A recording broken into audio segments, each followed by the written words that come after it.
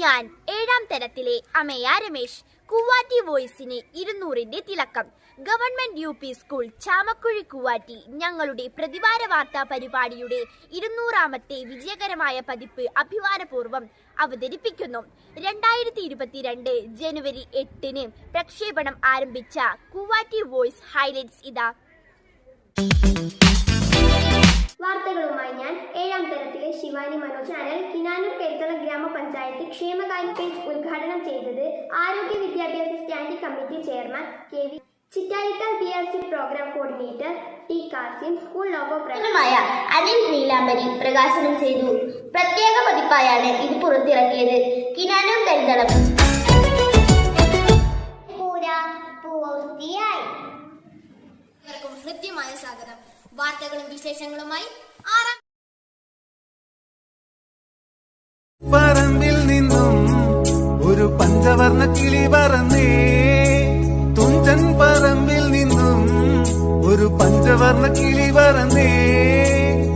ബാലചന്ദ്രൻ പ്രകാശനം ചെയ്തു.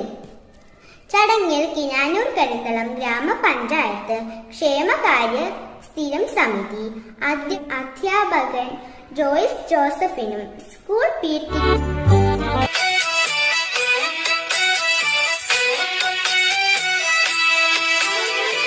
Chittarikkal BPC VV സുബ്രഹ്മണ്യനാണ് standing committee chairman. KV Ajith Kumar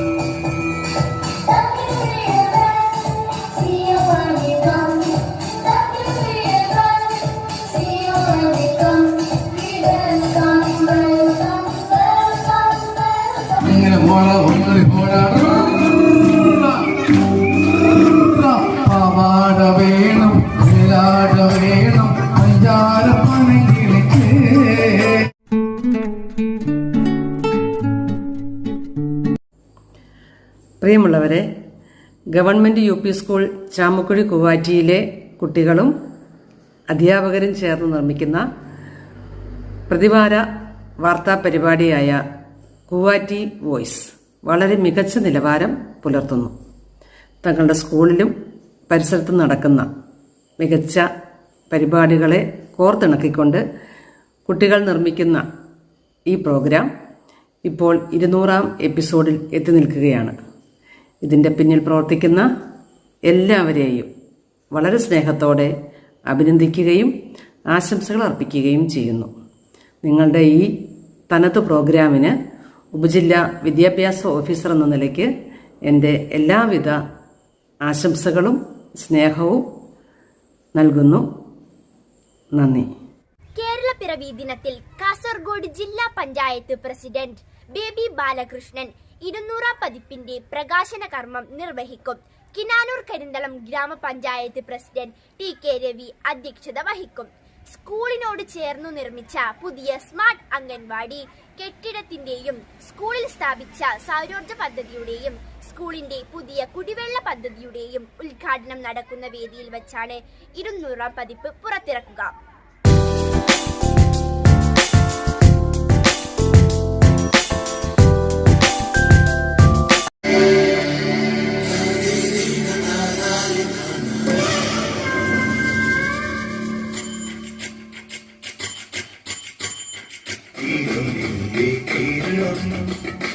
തിരകൾ തേടിയാടുന്ന നാടിൻ പൊന്നിൻ Keralam, Keralam,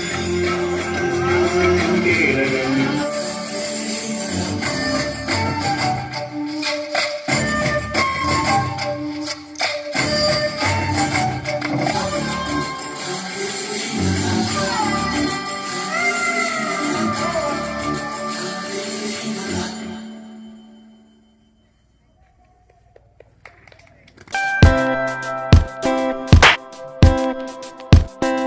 One, two, three.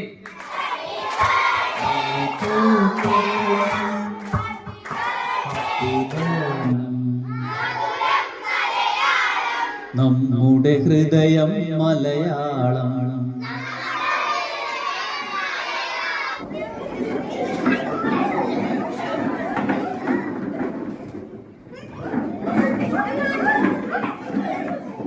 തിരുഗണാകിളി കാറ്റേ